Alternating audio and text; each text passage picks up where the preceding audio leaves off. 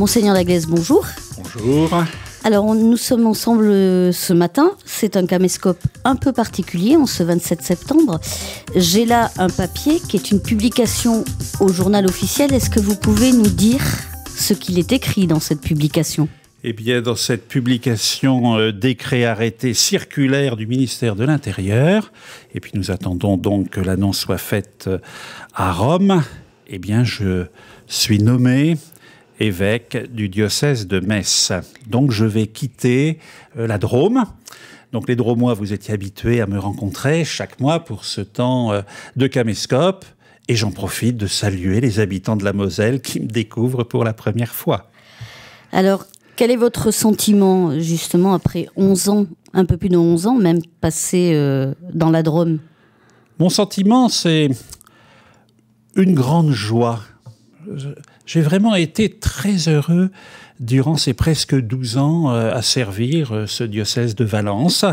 La joie d'avoir travaillé avec le presbytérium, avec les diacres, les différents laïcs en mission ecclésiale, la rencontre des communautés, puis en même temps les bonnes relations avec tant les autorités civiles, politiques, que le monde culturel, associatif. Donc vraiment, donc c'est quand même un arrachement, hein, il faut bien le reconnaître. Et puis en même temps, une joie. Hein, l'Église m'appelle à servir la mission dans le département de la Moselle, de me mettre au service du diocèse de Metz. Donc c'est avec joie et paix, c'est la fin de ma devise, hein, que je vais rejoindre donc dans quelque temps l'Est de la France et la Lorraine. Qu'est-ce que vous avez retenu de plus marquant pendant ces 11 ans ? Pendant ces 11 ans, le fait marquant a été... donc j'arrivais 21 ans prêtre dans le diocèse de Bourges, donc mon diocèse d'origine. Et puis bon, il y avait eu ce temps de presque 6 années à mi-temps au Centre national d'enseignement religieux. Donc j'arrivais... Alors, première découverte, c'est un changement quand même culturel entre... le centre de la France, le Berry et la vallée du Rhône et ce département de la Drôme qui au nord est le Dauphiné avec le Vercors et tout, et au sud la Provence avec les oliviers et les champs de lavande. Donc il y avait déjà au niveau paysage, mais au niveau mentalité, le temps de découvrir la réalité concrète d'un territoire et puis surtout de découvrir ses habitants, leur histoire, leur culture, leur joie de vivre, leurs difficultés, leurs soucis. Un autre aspect important dans le département de la Drôme a été la forte tonalité œcuménique. Œcuménique interreligieuse. Hein. J'arrivais, donc j'ai été nommé évêque de Valence le 11 décembre 2011, c'est-à-dire quelques semaines après les attentats du 11 septembre. Donc il y avait eu un rapprochement qui existait déjà entre les différentes confessions chrétiennes et en même temps les musulmans, les juifs, les bouddhistes, tout ça. Et nous avons continué à opérer ces temps de rencontres fraternelles et en même temps d'approfondissement. Donc, une tonalité œcuménique et au niveau de la découverte de l'interreligieux.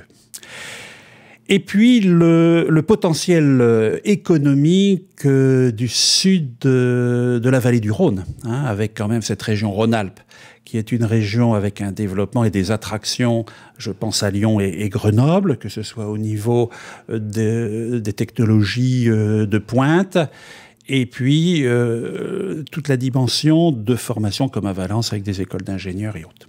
Alors effectivement, quand j'ai eu le temps pendant tous ces mois où je savais que j'allais être évêque de Metz, mais je ne pouvais rien dire et ne pas entrer même en contact avec le diocèse de Metz, d'avoir le temps. Là, j'ai vu aussi un gros progrès dans les sites Internet entre 2001 où j'essayais de découvrir la Drôme par Internet et 2013 où j'essayais de découvrir un peu mieux la Moselle et la Lorraine par Internet. Donc il y a eu aussi un gros effort de fait au niveau de la vitalité des sites. Donc là aussi, un potentiel au niveau donc de l'économie. Le président de la République était hier à Florange et visitait une usine en Meurthe-et-Moselle. Donc là aussi, toute une recherche autour de ce qu'a été un des fleurons de la Lorraine quand même, que la métallurgie ou la sidérurgie. Et puis là aussi, L'actualité de ces jours nous parle donc de l'annexe du Centre Pompidou à Metz, mais qui va être manifestement épargnée par une prise en charge autre. Voilà, un petit peu ces découvertes. Au niveau de la vie du diocèse, j'ai toujours été émerveillé dans la Drôme par le courage et la ténacité et des prêtres, et des laïcs en responsabilité, en mission ecclésiale, et dans les communautés. Hein. Alors, je le percevais dans les visites pastorales, alors des visites pastorales des paroisses, après j'ai fait la visite pastorale des mouvements de l'apostolat des laïcs, ensuite après les ordonnances de mise en place des différents statuts des conseils pastoraux, équipes d'animation paroissiale, laïcs en mission ecclésiale, les conseils économiques des paroisses, l'enseignement catholique ensuite. Donc ces visites pastorales avec des approches différenciées permettent aussi aux uns et aux autres d'avoir une meilleure approche de ce qu'est à la fois la vie dans ce département et en même temps la vie ecclésiale dans notre diocèse. Et puis une des réalisations, j'espère que je laisserai d'autres choses, mais c'est quand même cette maison, ce grand chantier qui nous a occupé quand même 4 ans entre le temps de la réflexion et le temps de la réalisation, qui a été la réalisation de cette maison diocésaine pour mettre ensemble et les services de l'évêché, les services diocésains, les mouvements, et aussi avoir des salles de conférences, salles d'exposition, la médiathèque diocésaine, dans un lieu agréable et fonctionnel. Donc, votre nomination officielle a lieu ce vendredi 27 à midi. Est-ce que vous pouvez nous expliquer comment ça va se passer à partir de midi 1, notamment parce que je pense qu'il y a une question que beaucoup de Drômois se posent. Qu'en sera-t-il ou que va-t-il advenir du synode que vous avez lancé en mars dernier? Est-ce que ça veut dire que tout s'arrête, que tout est en suspens? Graciane, j'attendais la question parce que je pense que beaucoup de Drômois se la posent. Les Mosellans vont apprendre effectivement qu'à l'issue de toutes ces visites pastorales ces dernières années, il m'avait semblé opportun de convoquer un synode diocésain pour Valence. Les différents conseils presbytéral, conseil pastoral diocésain, a pris à bras-le-corps cette question. Et donc le jeudi saint, j'ai donc annoncé la tenue d'un synode diocésain à Valence et j'ai nommé, à la fin de la messe chrismale, le secrétariat du synode.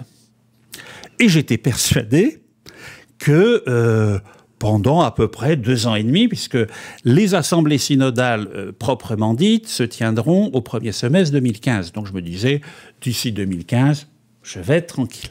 Mais voilà qu'il a fallu peu de jours après Pâques pour que Monseigneur Ventura, donc le nonce apostolique, me dise que le pape François avait sérieusement pensé à l'évêque de Valence pour prendre la succession de Monseigneur Raffin dans le diocèse de Metz. Alors, j'ai bien sûr dit au nonce tout de suite que je venais d'annoncer la démarche qui allait préparer notre synode diocésain. Mais comme le synode n'était pas canoniquement ouvert, et que nous allions démarrer la phase de consultation du diocèse, eh bien, ça ferait une excellente base pour celui qui viendra prendre place comme évêque de Valence.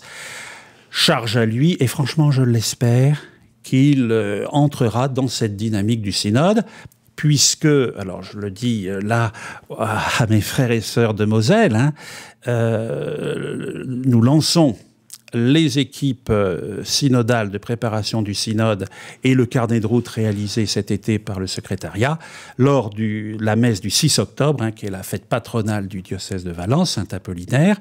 Donc le 6 octobre au matin, durant l'Eucharistie, je remettrai les lettres de mission aux différents responsables de services diocésains, aux délégués épiscopaux d'enseignement catholique, et puis je lancerai là, mais comme administrateur diocésain, la mise en œuvre des équipes de préparation du synode. Donc il ne faut pas, ça j'insiste beaucoup, il ne faut pas que mon départ du diocèse de Valence atténue la dynamique qui commence à se créer pour vivre cette démarche vers le synode, l'évangélisation aujourd'hui dans la Drôme. J'ai envie de dire, ce qui est important, c'est important, un évêque, je ne veux pas le dire le contraire.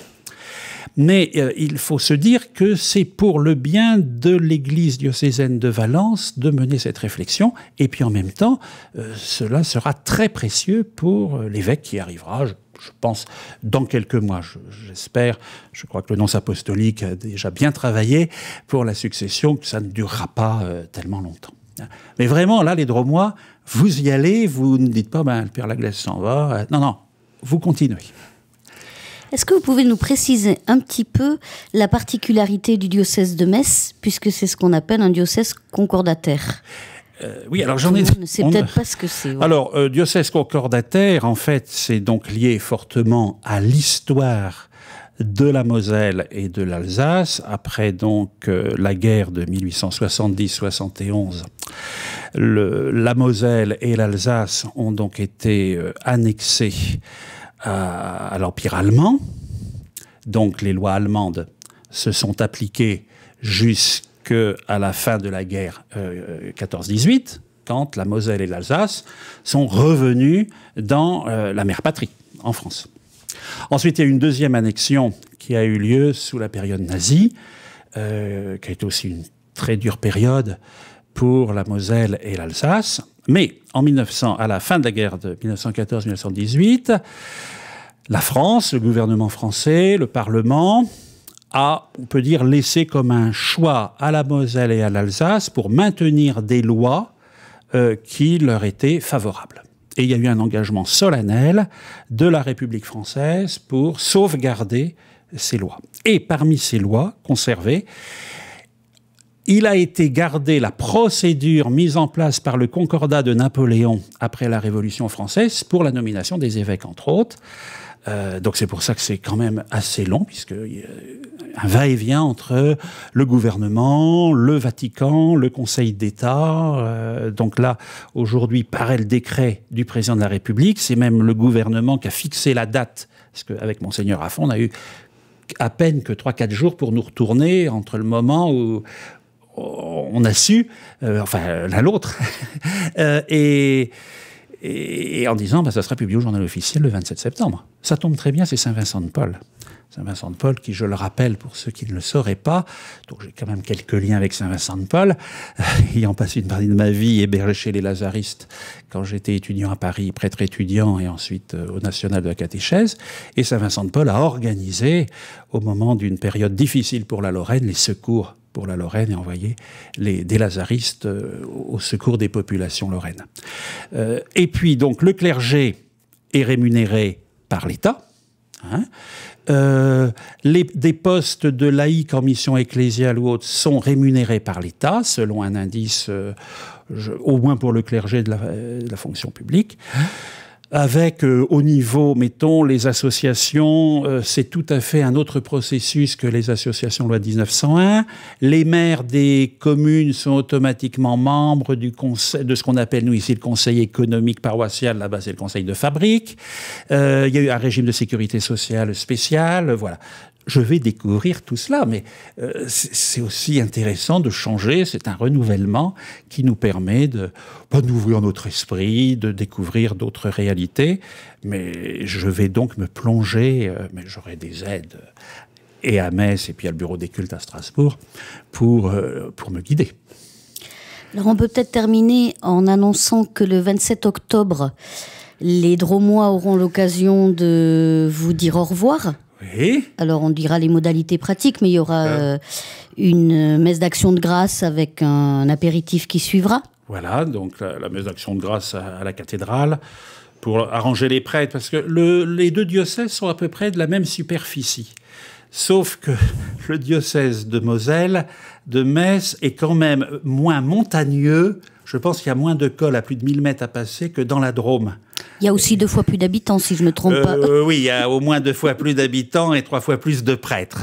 Bon, alors, donc là, et des diacres le double, quasiment.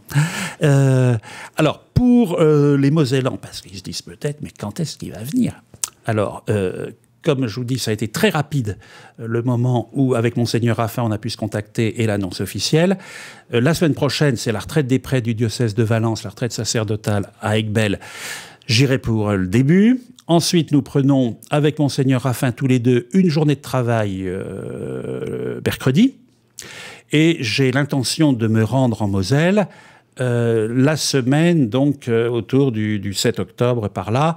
Alors, rassurez-vous, on aura le temps de se rencontrer et tout, mais je voudrais quand même déjà prendre un premier contact avec ceux qui seront mes collaborateurs immédiats, et puis peut-être déjà aussi aller saluer, si je le peux, les prêtres âgés dans la maison de retraite, si j'ai bien compris, qui me semble être à Saint-Avold.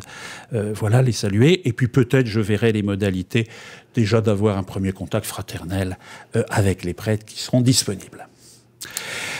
On ne sait pas, on a vu avec Monseigneur Raffin pour la date d'installation. On s'oriente vers le mois de novembre. On a évoqué 2 dates, mais là aussi, concordat oblige, le ministre de l'Intérieur devrait être présent, donc il faut jongler entre les agendas du diocèse de Metz, l'agenda du ministre de l'Intérieur et le mien. Enfin, on y arrivera. Et j'ai envie de dire maintenant, j'ai une certaine hâte et une joie d'aller rejoindre donc ceux et celles avec qui maintenant je vais partager la route et le quotidien. Voilà.